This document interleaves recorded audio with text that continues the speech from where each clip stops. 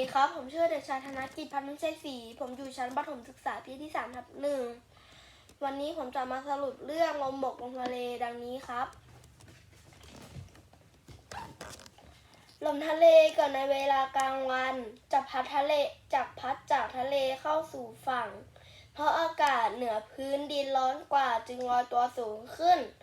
อากาศเย็นเหนือพื้นน้ำจมตัวลง